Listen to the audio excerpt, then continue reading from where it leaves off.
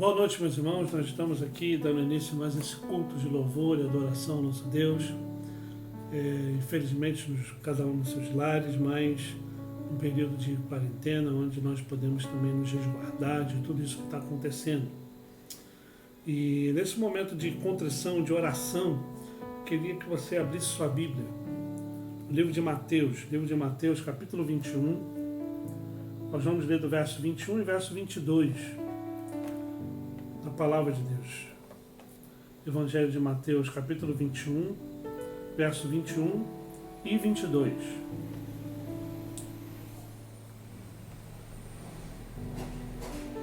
Olha o que o Jesus Cristo disse.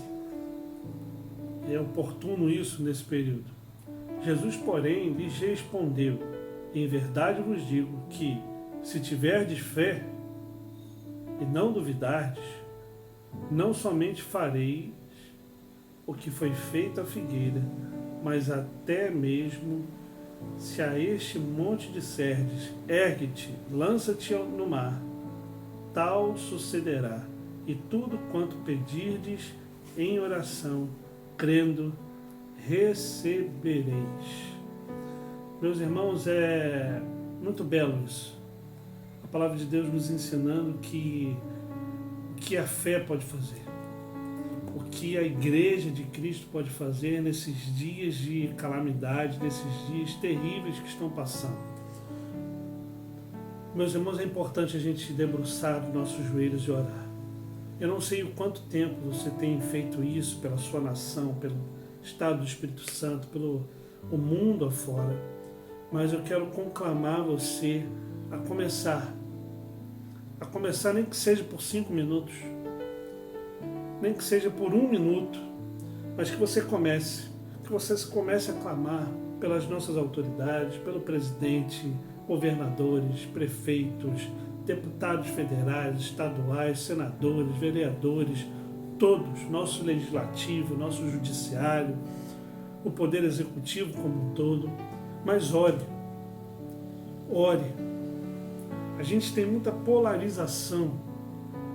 O dever da igreja é orar. O dever da igreja é debruçar o joelho e clamar. O dever da igreja não é buscar base em um lado de direita, esquerda, centro. Não. A nossa base é a palavra de Deus. E nós precisamos debruçar e clamar ao Senhor.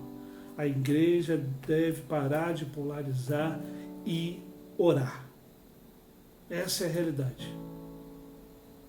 E a gente vai falar um pouco mais disso durante essa noite na nossa mensagem para a honra e glória de Deus. Vamos orar então, vamos colocar a nossa vida diante de Deus, pedir perdão dos nossos pecados, vamos cantar louvores a Ele, adorar ao santo nome dEle e que Deus esteja abençoando a sua vida, a sua família.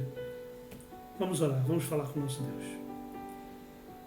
Pai eterno, Deus querido, em nome de Jesus, nós queremos colocar as nossas vidas diante da Tua presença, primeiramente pedindo perdão dos nossos pecados. Nós pecamos, Senhor, por palavras, ações, omissões, ó Pai. Erramos o alvo, Pai. E muitas vezes não andamos conforme o Teu querer, conforme a Tua vontade. Por isso, Deus, em nome do Teu Filho Jesus Cristo, que o Senhor possa, de fato, mudar a nossa vida, perdoar os nossos pecados. E que, em nome de Jesus, o Senhor possa nos ensinar, ó Pai, a orar cada vez mais pela nossa nação, Pai. Debruçar os nossos joelhos, Senhor, por pessoas que estão perdendo seus entes queridos, ó Pai. Orar, Senhor, para que esta pandemia cesse logo, Pai. Pai eterno, em nome do Teu Filho Jesus Cristo, Pai. Nos ajude, Senhor. Nos ajude a caminhar conforme o Teu querer. A falar menos sobre mal do um ou do outro. E começar a falar mais contigo, Pai. Em oração. Buscando a face do Senhor. Permaneça conosco, Pai. No nome santo de Jesus que nós oramos. Amém, Senhor. Amém, Pai. Vamos então, queridos, cantar Louvores ao nome do nosso Deus nessa hora. Vamos louvar o nome do Senhor.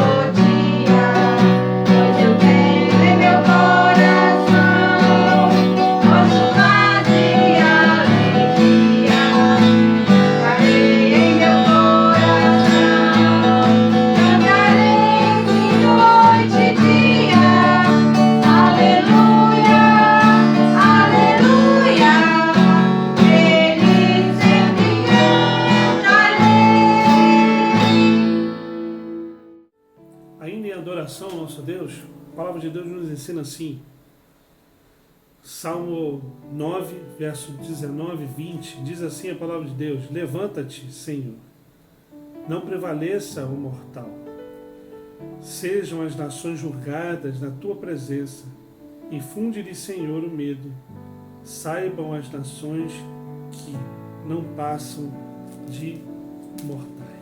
Meus irmãos, a palavra de Deus é tremenda. E ela é tremenda, ela nos ensina muito. No início desse salmo, por exemplo, vai dizer: louvar-te-ei, Senhor, de todo o meu coração. Contarei todas as tuas maravilhas. Alegrar-me-ei e exultarei em ti. Ao teu nome, ó Altíssimo, eu cantarei louvores. Meus irmãos, nós precisamos fazer isso. Precisamos adorar, bendizer o nome do Senhor, porque Ele se levanta e não vai prevalecer o mortal. Nós não prevaleceremos contra Ele, porque Ele é o Senhor e nós somos os seus servos. É isso que a palavra de Deus nos ensina. E é por isso que nós devemos louvar ao nome desse Senhor, que é todo-poderoso e santo. Vamos orar mais uma vez. Vamos adorar a face do nosso Deus nessa hora. Pai eterno, Tu és um Deus santo, santo, santo, Pai. Nós Te louvamos, ó Pai. Nós bendizemos ao Teu santo nome. Nós queremos colocar a nossa vida diante da Tua presença para adorá-lo, para bendizê-lo, para dizer que o Senhor é tudo para cada um de nós. Pai eterno, nós sabemos das nossas imperfeições. Mas Deus, em nome de Jesus, que de fato o Senhor fale conosco, Pai, que nós possamos lhe adorar em espírito e em verdade. Fica conosco, Pai, no nome santo de Jesus que nós oramos. Amém, Senhor. Amém, Pai. Vamos continuar louvando o nosso Deus com cânticos de louvor e adoração.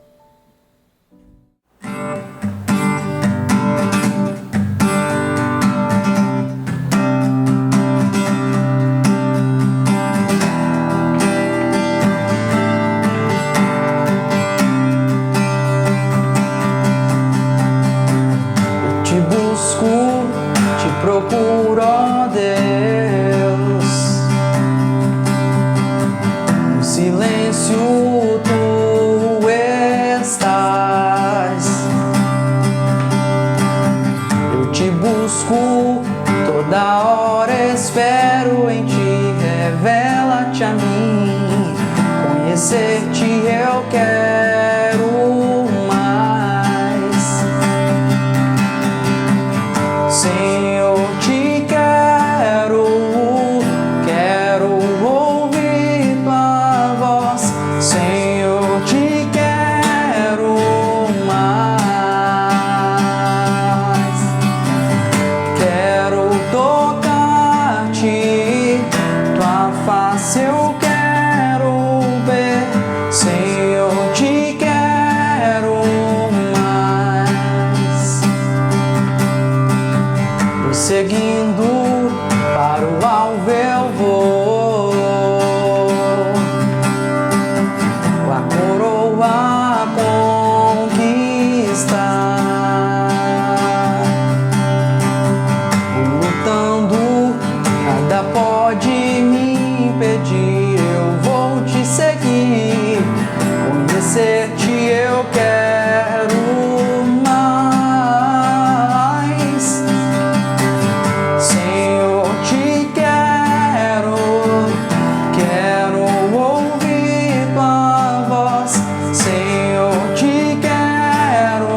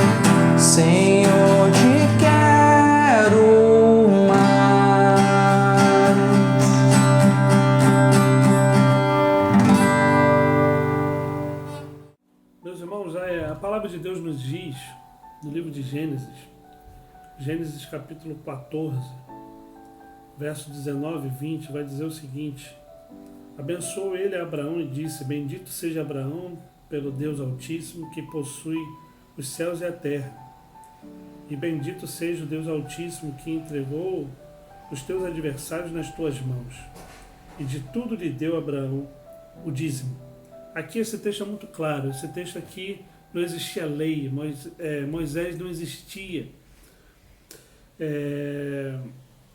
E de fato, esse texto é muito claro quando fala sobre o dízimo. Abraão então devolveu o dízimo a Melquisedeque, rei de Salém. E ele fez isso tudo porque de fato ele entendeu que tudo que ele tinha pertencia a Deus.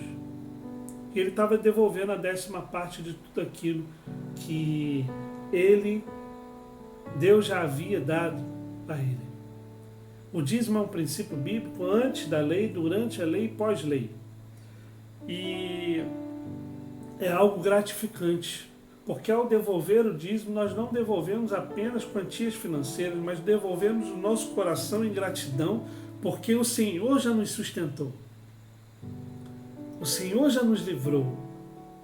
E é por isso que nós devolvemos a Ele a 10ª parte de tudo que pertence a Ele mesmo. Que em nome de Jesus você faça essa prova de Deus. De fato, devolver o seu dízimo e a sua oferta. Não por obrigação, mas com amor e com gratidão. Que Deus possa tocar o seu coração. Que você possa fazer isso por amor. Vamos orar mais uma vez. Vamos colocar esse período, essa realidade nas mãos do nosso Deus. Pai Santo, Deus querido, em nome de Jesus, nós queremos colocar a nossa vida diante da Tua presença. Não apenas quantias financeiras, mas queremos colocar o nosso coração diante do Teu altar. E que em nome de Jesus nós possamos, de fato, em gratidão a Ti, dar os nossos dízimos, as nossas ofertas, porque o Senhor já tem sustentado a nossa vida diariamente. Pai eterno, em nome de Jesus, nos ajude, Senhor, nesta caminhada. E que, em nome de Jesus, a Tua casa possa administrá-la, Senhor, os bens, essa verba, para a honra e glória do Teu santo nome. Fica conosco, Pai. Nessa hora também que vamos escutar a Tua palavra, ilumina a nossa mente, o nosso coração. É no nome santo de Jesus que nós oramos. Amém, Senhor. Amém, Pai. Amém, queridos. Vamos abrir nossas Bíblias, então, no segundo livro de Crônicas. Segundo livro de Crônicas.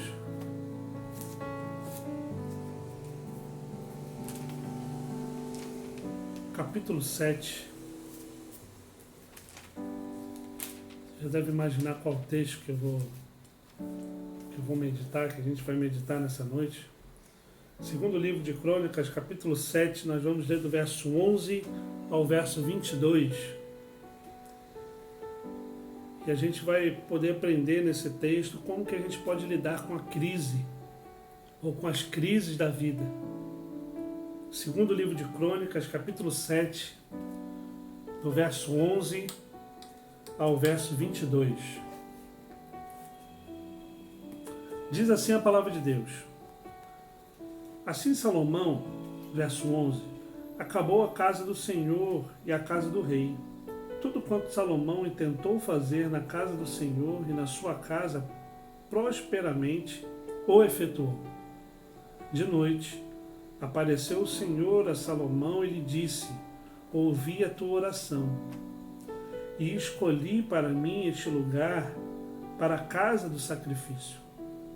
Se eu cerrar os céus de modo que não haja chuva, ou se ordenar aos gafanhotos que consumam a terra, ou se enviar a peste entre o meu povo, se o meu povo que se chama pelo meu nome se humilhar e orar e me buscar e se converter dos teus maus caminhos, então eu ouvirei dos céus, perdoarei os seus pecados e sararei a sua terra. Estarão abertos os meus olhos e atentos os meus ouvidos à oração que se fizer neste lugar. Porque escolhi e santifiquei esta casa, para que nela esteja o meu nome perpetuamente. Nela estarão fixos meus olhos e o meu coração todos os dias. Quanto a ti, se andares diante de mim, como andou Davi teu pai, e fizeres segundo tudo o que te ordenei, e guardares os meus estatutos e os meus juízos, também confirmarei o trono do teu reino, segundo a aliança que fiz com Davi teu pai, dizendo: não te faltará sucessor que domine em Israel. Porém, se vós desviardes e deixardes os meus estatutos e os meus mandamentos que vos prescrevi, e fordes e servirdes a outros deuses e os adorardes, então vos arrancarei da minha terra, que vos dei, e esta casa que santifiquei ao meu nome, lançarei longe da minha presença, e a tornarei em provérbio e montejo entre todos os povos. Desta casa, agora tão exaltada, todo aquele que por ela passar, passará e dirá: por que procedeu o Senhor assim para com esta terra e esta casa? Responder-lhe-se-á: porque deixaram o Senhor, o Deus de seus pais, que os tirou da terra do Egito, e se apegaram a outros deuses, e os adoraram, e os serviram. Por isso, trouxe sobre eles todo este mal. Meus irmãos, quando eu leio um texto desse, quando eu leio esta palavra, eu fico perplexo como Deus é tremendo e poderoso. Olha, o texto aqui ele fala diversas realidades sobre até as crises que a gente pode passar e sobre as demandas desta vida. O que a gente pode aprender com esse texto sobre essas demandas?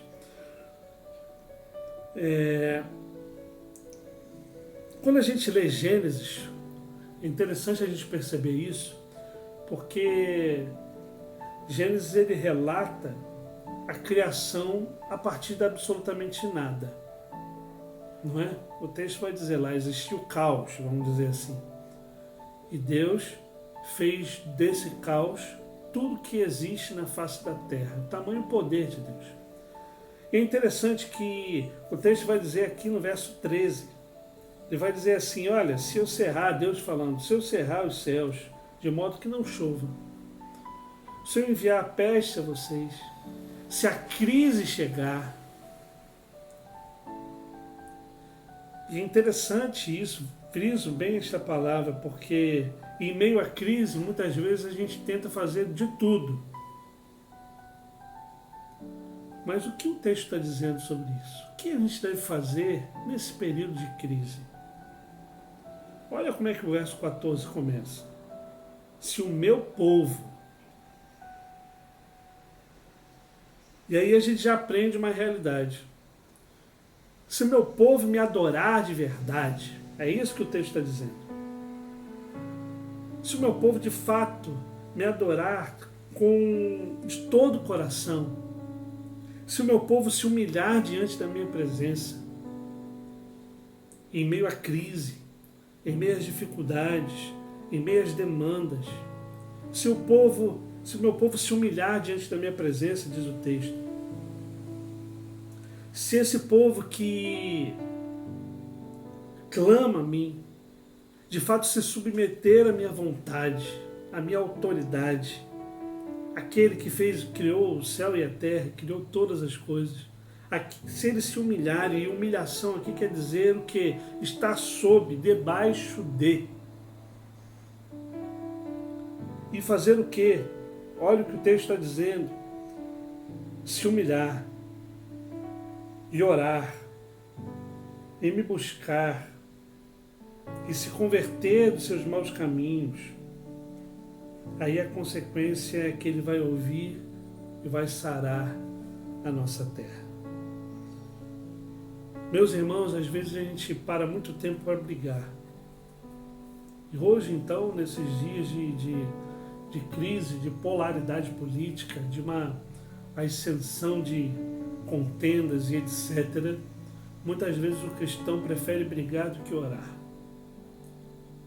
Meus irmãos, toda vez que você for pensar em reclamar ou brigar sobre determinada coisa, ore. Vai ser muito mais eficaz. E aqui eu não estou dizendo que a igreja deve ser omissa, não. Aqui eu estou dizendo que a igreja deve ter a sua prioridade na adoração a Deus. E é interessante que essa adoração é comunitária também. Se o meu povo é junto, com unidade, com unanimidade, com unidade, se o meu povo junto se humilhar e orar e me buscar e se converter dos seus maus caminhos, a consequência é que Ele vai perdoar os pecados e vai sarar a nossa terra. Meus irmãos, é a hora da igreja brasileira se levantar. Mas não se levantar apontando dedos, mas se levantar em oração. Melhorando o que eu estou tentando dizer, é a hora da igreja se ajoelhar na presença do Senhor e clamar a Ele e adorá-lo e bendizê-lo do fundo do coração.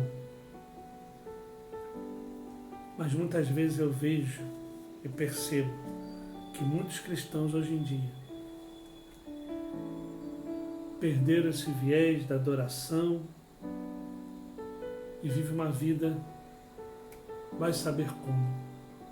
Ah, meus irmãos, em nome de Jesus, que a igreja do Senhor se levante para orar de forma humilde, buscar de fato ao Senhor, converter dos seus maus caminhos.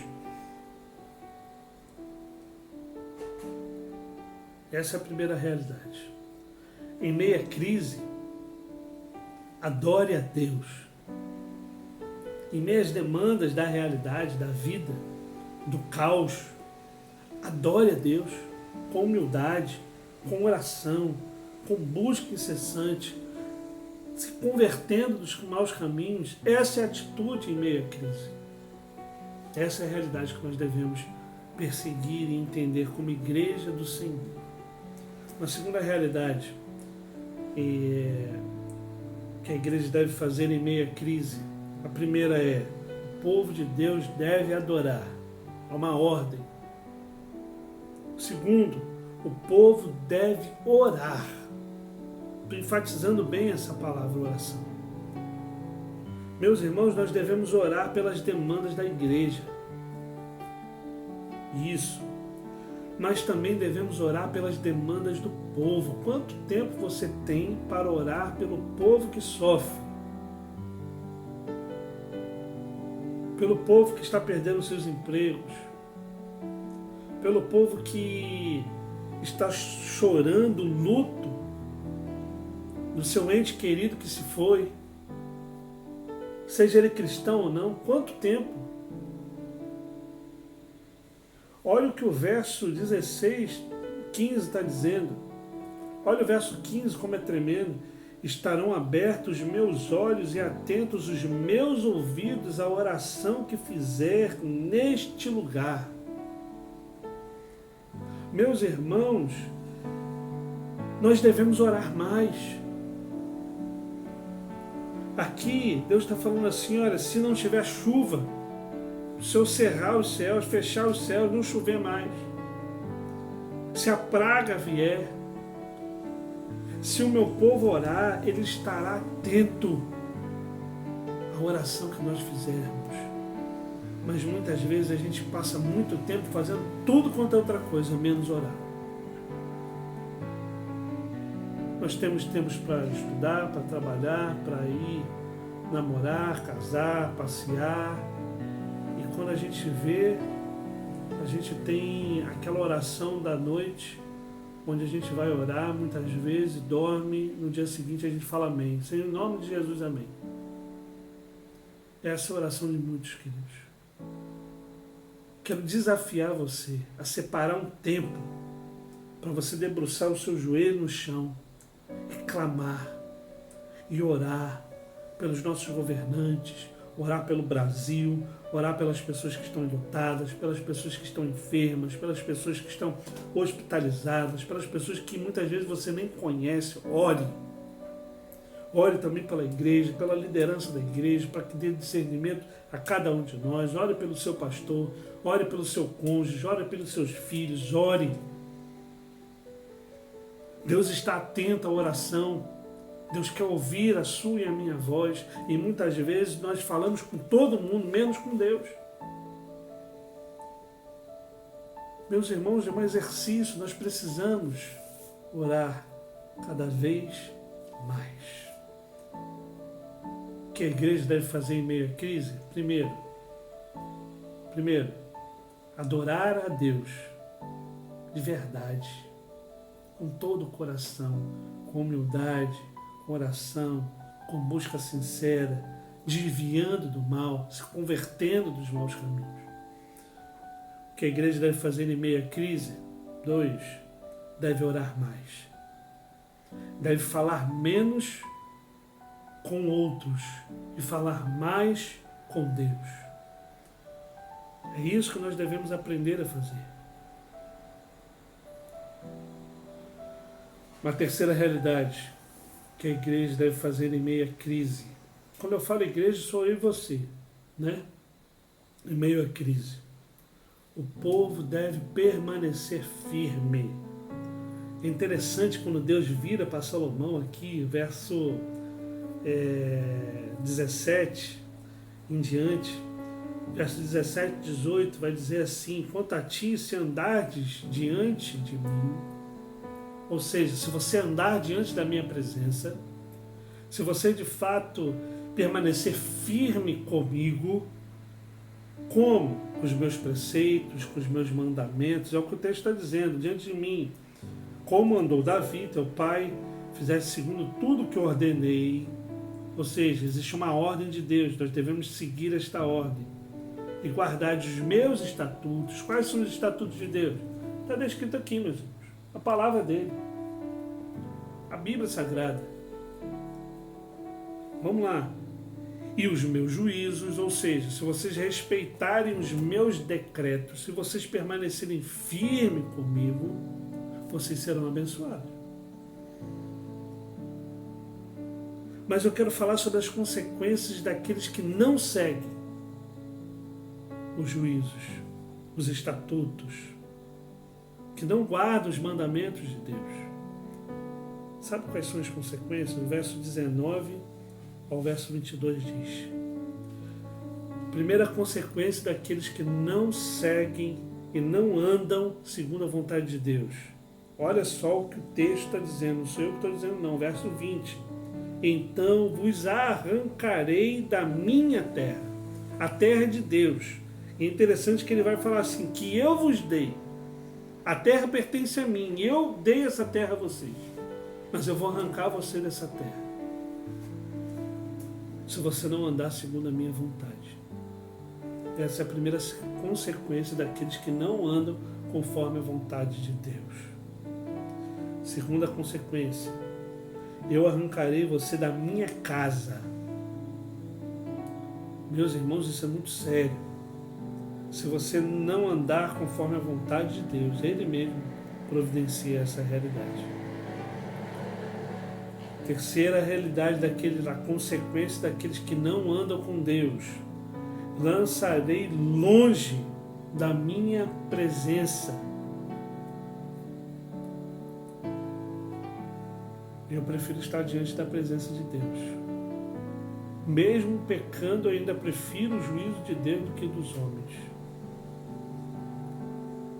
Mas permanecer em pecado, a consequência é estar longe da presença dele. Se nós estamos distantes da presença de Deus, nós estamos perto de quem?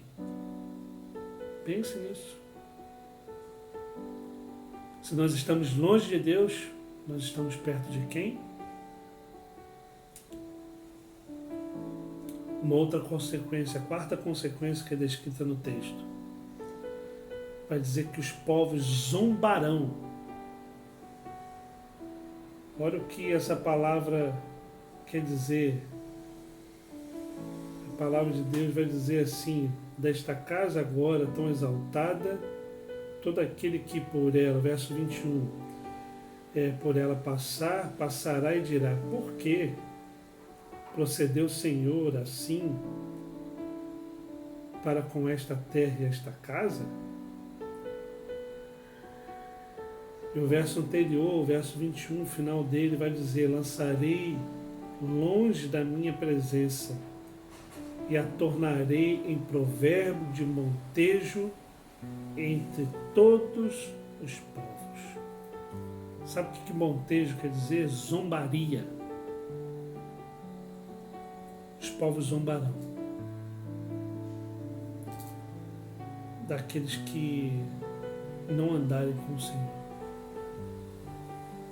São 4 consequências, queridos, para aqueles que não permanecem firmes no Senhor. Primeiro, será arrancado da terra. Segundo, é o texto que está dizendo, o Senhor não, será arrancado da casa. A palavra de Deus diz que esta casa também vai ser lançada da presença dEle. Nós também seremos lançados fora da presença dEle. E zombarão de cada um de nós, daqueles que não permanecem firmes no Senhor. Meus irmãos, isso tudo é muito sério. Mas é óbvio que eu não queria terminar desta forma. Porque em meio às crises que passamos, que a igreja pode passar, nós podemos lidar de forma diferente. Nós podemos permanecer fiéis a Deus. Em meio à crise, em meio a toda circunstância, em meio a toda turbulência, nós podemos permanecer firmes na presença de Deus. É a consequência de estar firme na presença do Senhor. Sabe qual é? O verso 14 vai dizer: então eu ouvirei dos céus, perdoarei os seus pecados. A consequência de estar firme na presença do Senhor é perdão de pecados. Outra consequência, a cura da terra. Você quer ver o Brasil livre do coronavírus e outros vírus, tantos que tem por aí? Ore mais. Pare de apontar dedos e comece a falar com Deus, que é o autor e consumador da nossa fé. Em meio à crise, a igreja deve ter algumas atitudes. Primeiro, adorar a Deus de verdade, do fundo do coração, com humildade, com oração, com busca sincera, convertendo dos seus maus caminhos. Segundo, o povo deve orar cada vez mais, orar pela igreja, orar pelo povo, orar pela conversão de pessoas de forma sincera, porque Deus está atento ao clamor que é feito neste lugar, clamor feito por você e por mim. Terceira realidade, que em meio à crise, a igreja deve permanecer firme. O povo de Deus deve permanecer firme para desfrutar das consequências disso. Quais são as consequências? Perdão dos nossos pecados e a cura da nossa terra. Meus irmãos, em nome de Jesus, nós possamos observar essa realidade, que nós possamos de fato entender isso tudo e permanecer firme diante da presença do nosso Deus. Vamos orar mais uma vez, vamos colocar a nossa vida diante do Senhor. Logo após a oração, vou estar impetrando a bênção do Senhor sobre as nossas vidas. Que Deus abençoe a sua vida, a sua família. Um abraço. Pai eterno, Deus abençoe. Pai eterno, em nome de Jesus, Nós somos gratos a Ti, Pai, porque o Senhor nos deu o privilégio de poder estar diante da Tua santa e maravilhosa presença. Pai eterno, em nome de Jesus, nós queremos orar mais, ó Pai.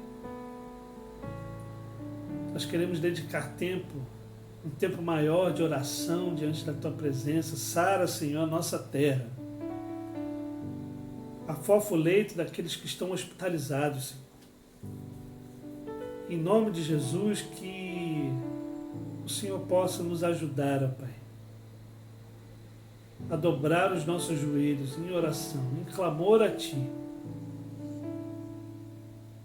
pelo nosso Brasil e pelo mundo afora. Pai eterno, nos ajude a permanecer firmes diante da Tua presença. Nos ajude a adorar do fundo do nosso coração. E Pai eterno, nos ajude, Senhor, a caminhar conforme a Tua santa e maravilhosa vontade. Essa oração que nós fazemos, ó Pai, no nome santo de Jesus que nós oramos. Amém, Senhor.